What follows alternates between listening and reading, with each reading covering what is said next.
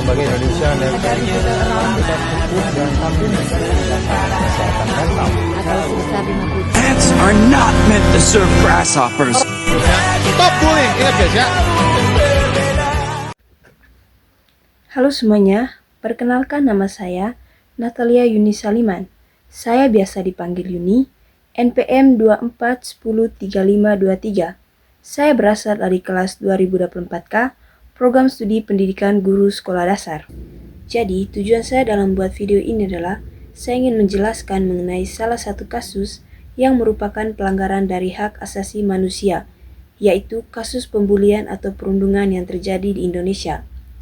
Di video ini, secara terperinci saya akan menjelaskan mulai dari yang pertama yaitu pengertian dari kasus pembulian atau perundungan, yang kedua yaitu atas dasar apa sih para pelaku melakukan pembulian, yang ketiga yaitu jenis-jenis pembulian dan dampak dari setiap jenis-jenis pembulian tersebut.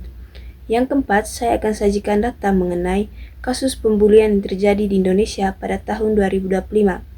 Yang kelima yaitu saya akan menjelaskan mengenai undang-undang yang mengatur mengenai kasus pembulian, dan yang terakhir saya akan menjelaskan mengenai apa sih peran dari orang tua, sekolah maupun dari pemerintah mengenai kasus pembulian yang terjadi saat ini. Sebelum lanjut ke penjelasan mengenai pembulian atau perundungan, terlebih dahulu saya akan sajikan salah satu berita yang dimana isinya adalah salah satu kasus perundungan yang terjadi di Indonesia. Seorang siswa sekolah dasar kelas 4 di Sambi, Kabupaten Boyolali diduga menjadi korban perundungan. Saat ini kondisi korban masih dirawat intensif di rumah sakit dan kasus tersebut kini dilaporkan ke Polres Boyolali. Seperti inilah kondisi korban, siswa kelas 4 SD Negeri 1 Demangan, Kecamatan Sambi, Kabupaten Boyolali, saat menjalani perawatan intensif di rumah sakit di RSUP Dr. Sarjito, Yogyakarta. Diduga korban inisial ANC menjadi korban perundungan di sekolah. Dari kasus tersebut, para siswa menggelar doa bersama dan sholat duha di halaman sekolah. Kepala sekolah, Ridi Puji Lestari, menjelaskan saat itu proses belajar mengajar berjalan seperti biasa. Setelah jam istirahat, kemudian salah satu siswa yakni ANC diantar temannya kepada guru karena mengalami sakit. Namun setelah diperiksa, korban ANC kondisinya pucat dan lemas. Sehingga pihak sekolah membawa korban ke rumah sakit terdekat dan kemudian korban dirujuk ke RSUP Dr. Sarjito, Yogyakarta.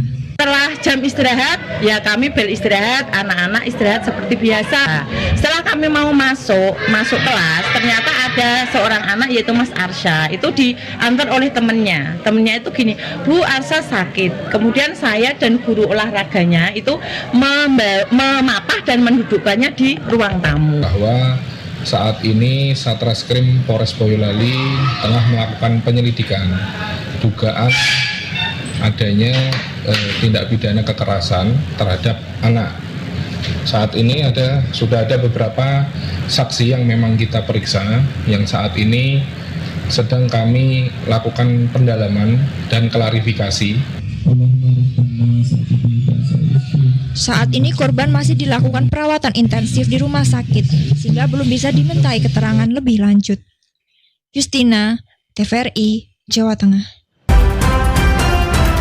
Dari berita tadi tentu sangat menyayat hati, dan betapa kejamnya para pelaku melakukan pembulian kepada orang yang hanya ingin hidupnya tenang. Di sini kita tahu bahwa pembulian bisa terjadi di mana, kapan saja, serta bagi siapa saja.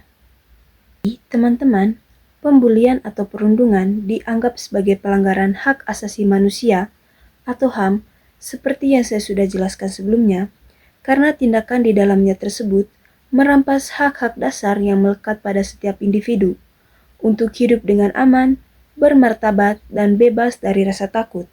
Berikut ada beberapa alasan mengapa pembulian atau perundungan termasuk dalam pelanggaran hak asasi manusia atau HAM.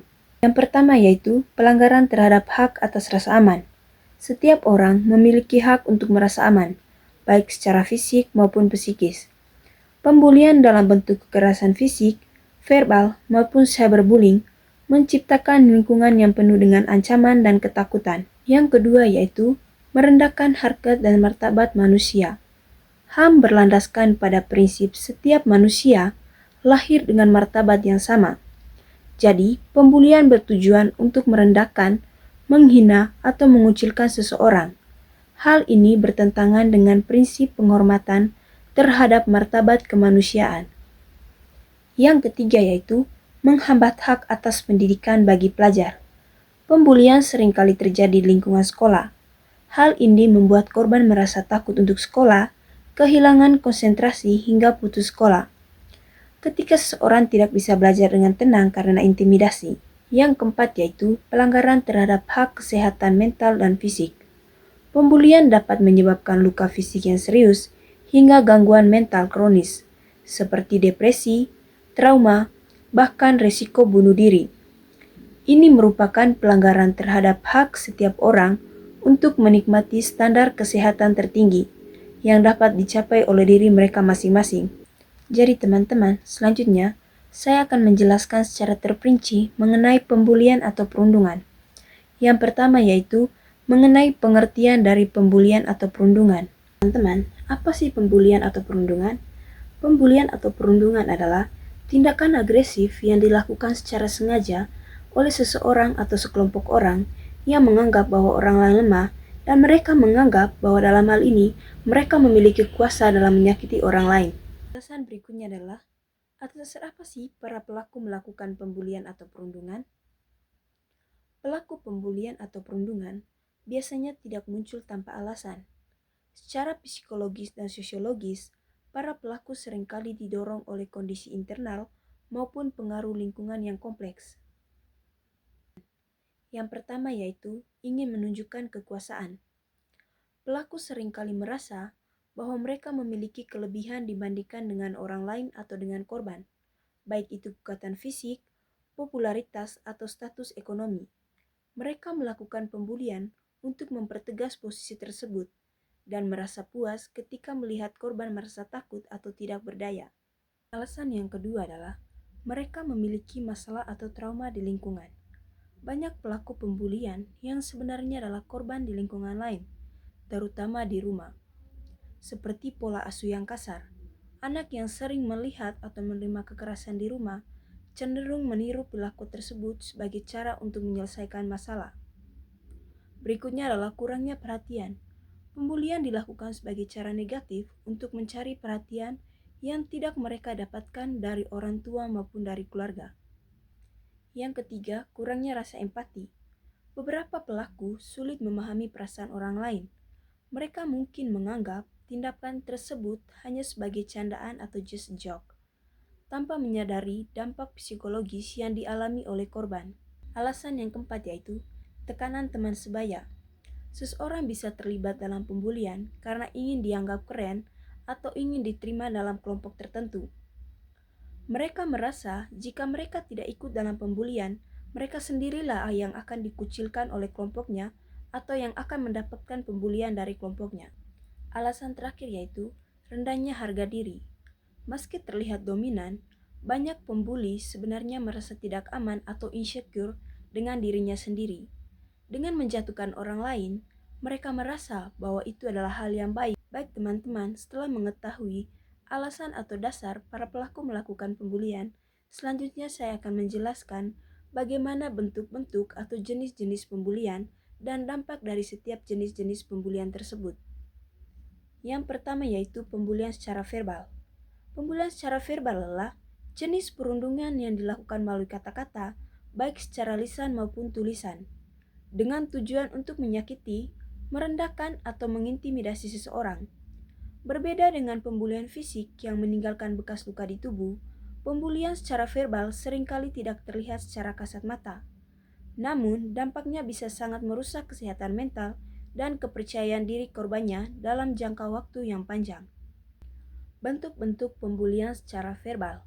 Yang pertama yaitu penyebutan nama panggilan yang buruk atau name calling. Menjuluki seseorang dengan sebutan yang menghina, misalnya terkait fisik, kecerdasan, atau status sosial. Yang kedua yaitu fitnah atau gosip. Menyebarkan berita bohong atau rumor negatif tentang seseorang agar orang tersebut dijauhi atau dibenci. Yang ketiga yaitu ejekan atau olokan. Menertawakan kekurangan seseorang secara terus-menerus. Yang keempat yaitu intimidasi atau ancaman, seperti mengancam akan menyakiti atau melakukan sesuatu yang buruk jika korban tidak menuruti kemauan pelaku. Yang kelima yaitu penghinaan verbal, seperti melontarkan kata-kata kasar, makian, atau merendahkan martabat seseorang di depan umum maupun secara pribadi. Yang terakhir yaitu sarkasme yang menyakitkan, menggunakan sindiran tajam yang dibungkus dengan alasan hanya bercanda, padahal tujuannya menjatuhkan atau menyakiti perasaan seseorang. Dampak pembulian secara verbal seringkali dianggap remeh karena tidak meninggalkan bekas luka fisik. Padahal, dampak psikisnya bisa lebih jauh mendalam dan bertahan sangat lama, bahkan seumur hidup. Dampak-dampak dari pembulian secara verbal korban, seperti rendahnya rasa percaya diri. Korban mulai mempercayai kata-kata negatif yang dilontarkan oleh pelaku, misalnya merasa dirinya bodoh, jelek, atau tidak berguna. Selanjutnya, gangguan kecemasan dan depresi. Rasa takut akan diejek membuat korban selalu merasa tegang atau anxiety, yang jika dibiarkan bisa berujung pada depresi berat. Yang berikutnya adalah trauma psikologis. Korban mungkin mengalami kilas balik atau flashback dari kata-kata kasar yang mereka terima, membuat mereka sulit. Yang kedua yaitu dampak sosial. Pembulian verbal mempengaruhi cara seseorang berinteraksi dengan orang lain, seperti menarik diri dari lingkungan. Korban cenderung menjadi tertutup dan takut bersosialisasi. Ini dikarenakan mereka khawatir akan dihina lagi. Berikutnya adalah kesulitan mempercayai orang lain. Mereka menjadi curiga bahwa setiap orang yang mendekat memiliki niat tersembunyi untuk mengejek mereka. Selanjutnya adalah isolasi mandiri. Rasa malu akibat fitnah atau ejekan membuat korban lebih memilih untuk menyendiri. Dampak yang ketiga yaitu dampak akademik atau pekerjaan. Jika terjadi di sekolah atau di kantor, performa korban biasanya menurun drastis. Ini dikarenakan yang pertama yaitu kehilangan fokus. Pikiran korban teralihkan oleh rasa sakit hati atau cara menghindari pelaku, sehingga sulit terkonsentrasi pada tugas. Yang kedua yaitu penurunan prestasi. Nilai sekolah yang turun atau produktivitas kerja yang merosot. Ketiga yaitu keengganan hadir. Sering bolos sekolah atau tidak masuk kerja karena lingkungan tersebut terasa sangat beracun atau toksik. Dampak yang keempat yaitu dampak fisik. Meskipun serangannya berupa kata-kata, tubuh bisa merasakan sakit secara nyata akibat stres. Yang pertama yaitu gangguan tidur atau mimpi buruk. Yang kedua sakit kepala atau pusing kronis. Yang ketiga sakit perut atau gangguan pencernaan saat merasa tertekan. Dampak yang terakhir dari pembulian secara verbal yaitu dampak terburuk, yaitu ide buruk untuk bunuh diri. Dalam tahap yang sangat parah, korban yang merasa tidak punya jalan keluar atau merasa martabatnya sudah hancur total bisa memiliki pikiran untuk menyakiti. Teman-teman, setelah menjelaskan jenis pembulian yang pertama yaitu pembulian secara verbal, selanjutnya saya. Jadi teman-teman, apa sih pembulian secara fisik? Pembulian secara fisik adalah jenis perundungan yang melibatkan kontak fisik secara langsung dengan tujuan untuk menyakiti tubuh korban, mengintimidasi, atau menimbulkan rasa takut melalui kekerasan. Ini adalah bentuk pembulian yang paling mudah dikenali, karena dampaknya bisa terlihat secara langsung pada tubuh korbannya. Fisik. Tindakan ini bisa bervariasi, dari yang terlihat ringan hingga yang sangat membahayakan nyawa. Antara lain yang pertama yaitu kontak fisik langsung, seperti memukul, menendang, mendampar, mencubit, atau menjamak rambut. Yang kedua yaitu merusak properti, seperti mengambil atau menyembunyikan barang-barang milik korban dan merobek atau mematahkan barang-barang milik korban. Yang ketiga yaitu intimidasi fisik, seperti mengurung seseorang dalam ruangan, menghalangi jalan korban secara agresif, atau memaksa korban melakukan gerakan fisik tertentu untuk mempermalukan. Yang terakhir menggunakan alat untuk menyerang atau mengancam korban menggunakan alat tumpul atau tajam. Dampak-dampak pembulian fisik. Yang pertama yaitu cedera fisik, mulai dari memar, luka lecet, patah tulang, hingga cedera permanen atau cacat fisik. Yang kedua, rasa takut yang akut. Korban merasa lingkungan seperti sekolah adalah tempat yang tidak aman, sehingga mereka selalu berada dalam kondisi siaga. Yang ketiga yaitu dampak psikosomatik. Korban mungkin sering mengeluh sakit perut atau pusing hanya karena stres memikirkan harus bertemu dengan pelaku. meskipun tidak ada penyakit medis. Yang terakhir yaitu penurunan kualitas hidup. Rasa sakit kronis dan trauma fisik dapat mengganggu perkembangan tubuh dan mental, terutama pada anak-anak dan remaja. Jenis pembulian yang ketiga yaitu pembulian sosial, atau sering disebut sebagai relational aggression atau perundungan relasi, adalah tindakan merusak reputasi atau hubungan sosial seseorang secara sengaja. Berbeda dengan pembulian fisik yang menyerang tubuh, atau pembulian verbal yang menyerang dengan kata-kata langsung, pembulian sosial dilakukan di belakang korban atau melalui manipulasi kelompok agar korban merasa dikucilkan. Bentuk pembulian sosial. Tindakan ini seringkali bersifat halus, sehingga sulit dideteksi oleh guru maupun oleh orang tua, namun sangat menyakitkan bagi korban. Yang pertama yaitu pengucilan, mengajak semua orang untuk tidak berteman atau tidak berbicara dengan korban. Korban dibiarkan sendirian saat makan siang atau kerja kelompok. Yang kedua yaitu menyebarkan rumor atau fitnah, menyebarkan cerita bohong untuk mempermalukan korban di depan umum atau di media sosial. Yang ketiga yaitu gestur tubuh yang menghina, menggunakan bahasa tubuh seperti memutar bola mata, memberikan tatapan sinis, atau tertawa saat korban lewat. Yang keempat yaitu mempermalukan di depan umum, sengaja membuat korban terlihat bodoh atau melakukan sesuatu yang memalukan di hadapan orang banyak. Yang terakhir yaitu penghasutan, mempengaruhi orang lain agar ikut membenci korban. Dampak dari pembulian sosial seringkali disebut sebagai kematian karakter, karena tujuannya adalah menghancurkan posisi seseorang dalam suatu kelompok. Karena manusia adalah makhluk sosial, dikucilkan secara sengaja memberikan luka emosional yang sangat dalam. Berikut adalah beberapa dampak serius dari pembulian sosial. Yang pertama yaitu rasa kesepian yang mendalam atau social isolation. Dampak yang paling nyata adalah isolasi. Korban merasa tidak memiliki tempat untuk bersandar atau berbagi cerita. Perasaan sendirian di tengah keramaian. Ini sangat menyakitkan dan dapat memicu rasa putus asa. Dampak berikutnya adalah kehilangan kepercayaan diri yang ekstrim. Dalam pembulian sosial, korban seringkali tidak tahu pasti apa kesalahannya, karena serangannya bersifat pasif, seperti didiamkan atau disindir. Hal ini membuat korban terus-menerus menyalahkan dirinya sendiri. Dampak berikutnya adalah penurunan kesehatan mental. Penelitian menunjukkan bahwa rasa sakit akibat penolakan sosial diproses di bagian otak yang sama dengan rasa sakit fisik. Dampaknya meliputi yaitu depresi, perasaan berkepanjangan karena merasa tidak diinginkan. Yang berikut adalah dampak pada masa depan. Jika terjadi pada masa remaja, pembulian sosial bisa membentuk kepribadian seseorang pada saat dewasa. Yang pertama yaitu sulit bekerja dalam tim, karena trauma pernah dikhianati atau dikucilkan oleh rekan sebaya.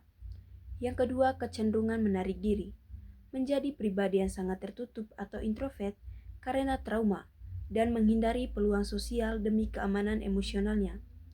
Dampak berikutnya adalah rendahnya prestasi atau produktivitas, karena energi mental korban habis digunakan untuk memikirkan cara agar diterima kembali atau cara menghadapi pengucilan. Mereka tidak lagi memikirkan atau fokus untuk belajar dan bekerja. Cyberbullying atau perundungan dunia maya adalah bentuk pembulian yang dilakukan menggunakan teknologi digital, seperti ponsel, komputer, atau tablet melalui platform media sosial, aplikasi, chatting, game online, hingga email. Berbeda dengan pembulian di dunia nyata, cyberbullying bisa terjadi 24 jam, tanpa terbatas oleh ruangan dan waktu, serta bisa menyebar dengan sangat cepat ke banyak orang. Bentuk-bentuk dari cyberbullying. Yang pertama yaitu gangguan. Gangguan adalah tindakan mengirimkan pesan yang menghina atau mengancam seseorang secara terus-menerus. Tujuannya adalah untuk membuat korban merasa tertekan atau ketakutan. Contoh dari gangguan ini seperti membanjiri kolom komentar atau DM seseorang dengan kata-kata makian setiap hari. Yang kedua yaitu provokasi. Adalah tindakan mengirim pesan teks yang berisi kata-kata penuh amarah, frontal, atau provokatif. Biasanya terjadi di forum publik atau grup chat untuk memicu pertengkaran yang besar. Bentuk yang ketiga yaitu pencemaran nama baik, yaitu proses mengumbar keburukan atau fitnah tentang seseorang di internet untuk merusak reputasi dan citra orang tersebut. Contoh dari hal ini yaitu menyebarkan rumor palsu di media sosial. Yang terakhir yaitu penyamaran, di mana para pelaku berpura-pura menjadi orang lain dengan menggunakan akun palsu atau meretas akun korban. Selanjutnya, saya akan sajikan data mengenai jumlah kasus pembulian yang terjadi di Indonesia pada tahun 2025. Di sini, data ini diambil pada tanggal 1 Januari 2025 hingga saat ini. Untuk jumlah keseluruhan dari kasus pembulian yang terjadi di Indonesia pada tahun 2025 yaitu 33.205, di mana korban laki-lakinya berjumlah 6.978. Jadi teman-teman di sini bahwa kasus pembulian atau korban dari pembulian ini yang paling banyak adalah kaum perempuan, di mana jumlahnya di sini sangat banyak berdasarkan data yang saya ambil, yaitu berjumlah 28.407. Teman-teman di sini saya perjelaskan lagi bahwa data tadi bisa saja bertambah dari waktu ke waktu karena tentunya kasus pembulian akan terus terjadi. Penjelasan selanjutnya yaitu bagaimana sih peran dari orang tua, sekolah, dan pemerintah dalam mengatasi kasus pembulian yang terjadi saat ini. Pertama yaitu peran dari orang tua. Peran orang tua sangat krusial dalam menghadapi kasus perundungan atau bullying, baik jika anak menjadi korban, saksi maupun pelaku. Orang tua adalah sistem pendukung utama yang menentukan seberapa cepat anak bisa pulih dari trauma tersebut. Berikut adalah langkah strategis yang bisa diambil oleh orang tua. Yang pertama yaitu menciptakan ruang aman untuk berkomunikasi. Anak seringkali takut atau malu untuk melapor karena takut dianggap lemah atau takut akses gadgetnya dibatasi. Langkah yang kedua yaitu menjadi pendengar yang tenang. Jangan langsung marah atau menyalahkan anak. Gunakan kalimat seperti, "Ibu, ayah ada di sini untukmu. Terima kasih sudah berani bercerita." Yang ketiga yaitu validasi perasaan mereka. Akui bahwa apa yang mereka alami memang menyakitkan. Langkah selanjutnya itu memantau kesehatan mental. Jadi, dampak perundungan bisa membekas dalam jangka waktu yang panjang. Hal ini bisa dilakukan dengan perhatikan perubahan perilaku, seperti sulit tidur, tidak mau makan, penurunan nilai, atau keinginan untuk mengurung diri. Hal yang kedua yaitu bantuan profesional. Jika anak terlihat sangat tertekan atau menunjukkan gejala trauma, pertimbangkan untuk membawa anak ke psikolog anak. Namun, bagaimana jika anak Anda ternyata adalah pelaku perundungan? Peran orang tua bukan membela secara buta, melainkan yang pertama yaitu mencari tahu alasan di baliknya. Apakah mereka merasa tidak aman, ingin diakui, atau meniru perilaku tertentu? Yang kedua, menegakkan konsekuensi. Membuat anak memahami dampak menyakitkan dari tindakan mereka terhadap orang lain. Yang ketiga yaitu mengajarkan empati. Membimbing anak untuk meminta maaf secara tulus dan memperbaiki kesalahan mereka. Ini adalah peran sekolah. Sekolah memiliki tanggung jawab hukum dan moral untuk menciptakan lingkungan belajar yang aman.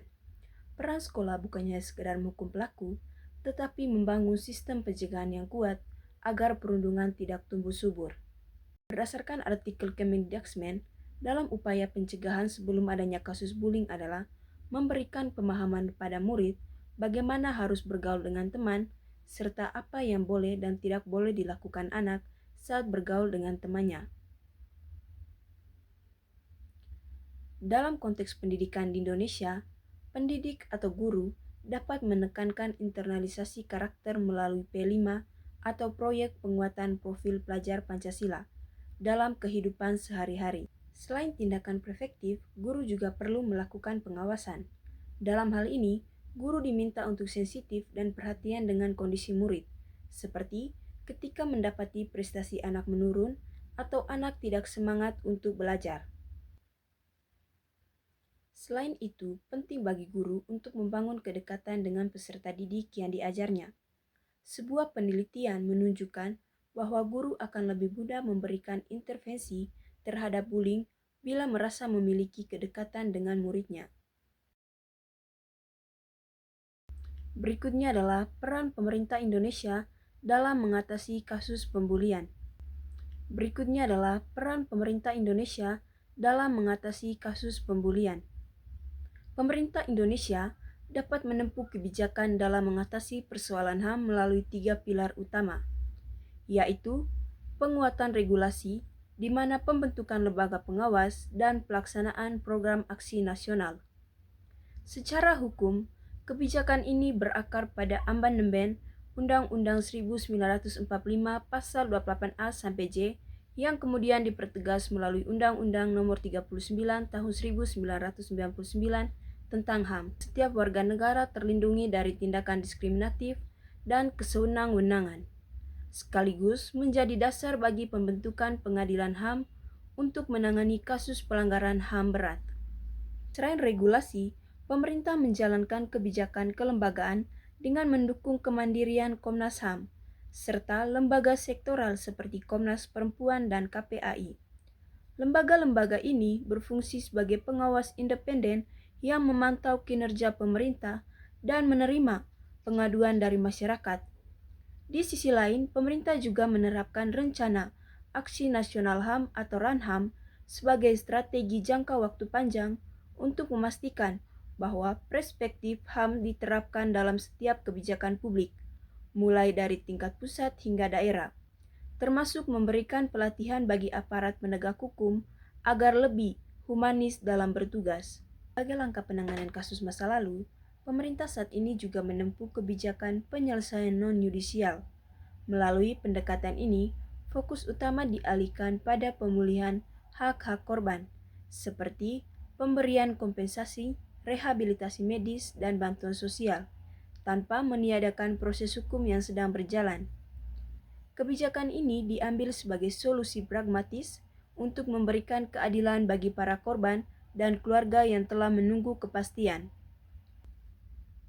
Undang-Undang Pasal 54 Nomor 35 Tahun 2014 tentang Perlindungan Anak, perubahan atas Undang-Undang Nomor 23 Tahun 2002, menyatakan bahwa anak di lingkungan pendidikan harus dilindungi dari kekerasan fisik, psikis, kejahatan seksual, serta kejahatan lainnya yang mungkin dilakukan oleh pendidik, tenaga kependidikan, sesama peserta didik atau pihak lain. Namun, meskipun ada aturan tersebut, kasus bullying di sekolah masih sering terjadi.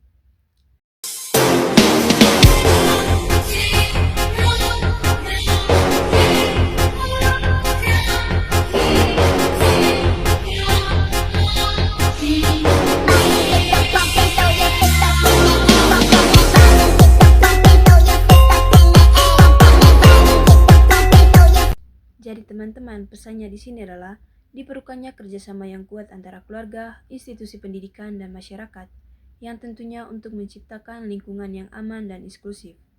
Bagi para korban, pesan utamanya adalah untuk tidak merasa sendirian dan berani bersuara kepada pihak yang dipercaya, karena memecah keheningan adalah langkah pertama menuju pemulihan. Sementara itu, bagi saksi yang melihat kejadian perundungan, sikap tidak peduli hanya akan memberi ruang kepada kekerasan.